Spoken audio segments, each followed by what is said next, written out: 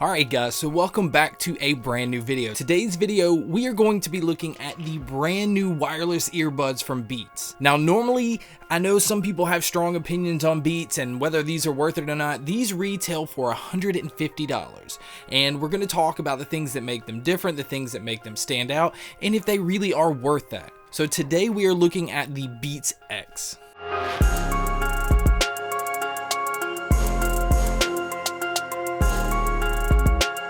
Alright, so to start with, we're going to look at the box, even though nothing's in front of the box. But as you can see right up front, it gets 8 hours of battery life. Now, the one thing I will say that is interesting about these, now at a complete dead battery, if you charge it for 5 minutes, you can get 2 hours of playtime, which is pretty impressive. And if you do a full charge, it only takes 45 minutes. So that I can give them credit for.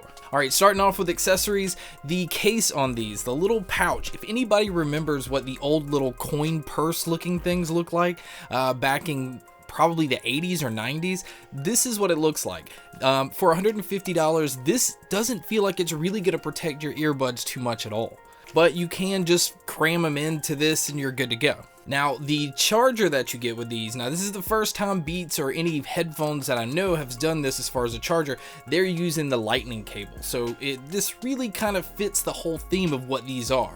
They tie in really well to Apple's ecosystem. I'm not going to take these out because I found that the tips that came on the earbuds themselves fit me perfectly. But as you can see, you have 3 extra sizes here, and you even have the ear hooks so that if you're wanting to work out, it has a lot more stability to keep them in while doing exercises or anything like that. Alright, so we're going to jump right into the earbuds themselves. This right here is what $150 will buy you.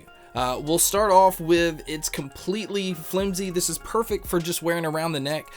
There's nothing on the earbuds that tell you which one is left or right, but if you feel on the cable, the control box, which you can see here, which is the play, pause, and skip your volume up and down controls, it is always on your left side. But again, like I said earlier, I found that these had an amazing fit. No matter what you're doing, you're turning your head, any kind of activities, they're not falling out. And that also causes an amazing seal when pressed in. It really does block out a ton of noise. Now, these are not labeled as any kind of noise canceling headphones, so it's very impressive what they were able to do. Back onto the neck band itself, on your right hand side, that is where your power button is. Now, if you own an Apple device, as soon as you turn it on, you will see that on the screen it will pop up telling you to connect right away. It also works for Android devices, so you don't have to have an Apple device to get this to work. Now, the most amazing thing about these is these have the W1 chip from Apple. Now what that does is it allows you to, as soon as you turn them on, it shows up on the screen, and as soon as you connect it to your phone,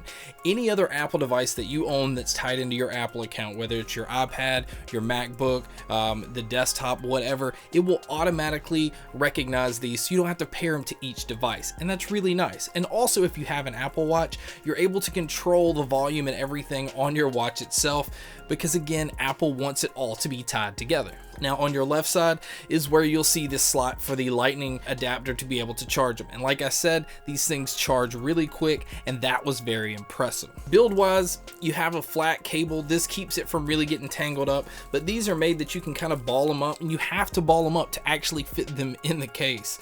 But again, for $150, I really would have liked to have seen some kind of hard case, but I guess that would have kept it from being as portable as it is. So we're going to jump right into the sound, because honestly, $150, this is where you want to know if it's worth it or if it's not, because having all these extra features is great and all, and I really think if you own an Apple device, I think you're going to be more interested in this than if you own an Android device. Okay, so sound. When you think of Beats, you automatically are going to think of extremely forward, punchy bass.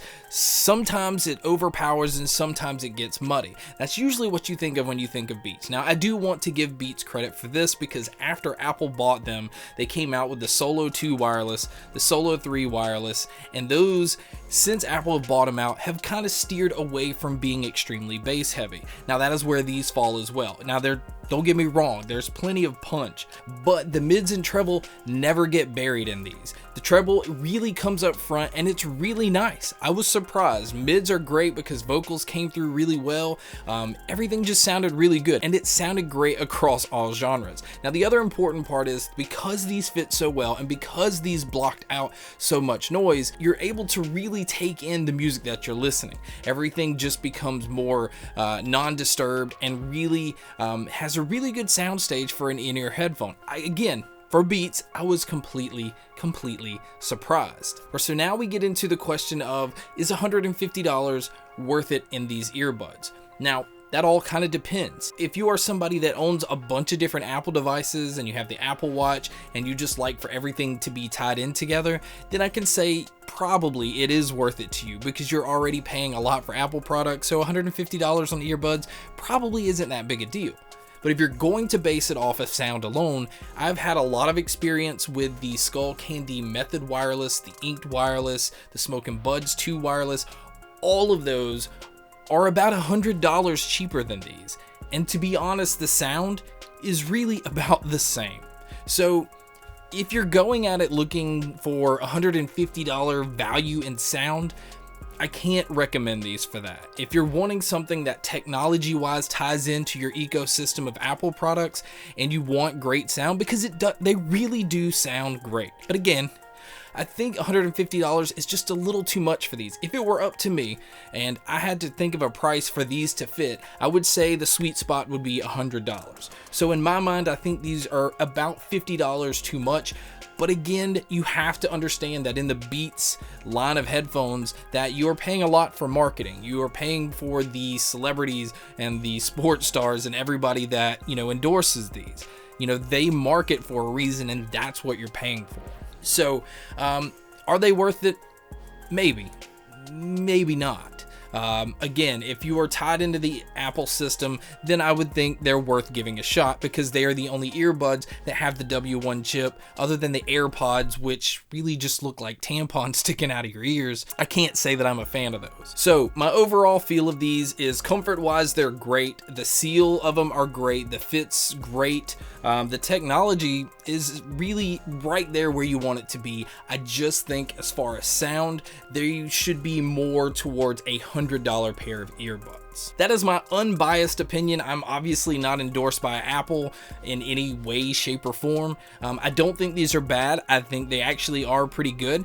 I just think that you can do a lot better for a lot less. So thank you guys so much for checking out this video. Thank you guys so much for checking out all the other videos. Again, the support has been amazing. And as always, guys, make sure to stay tuned for more.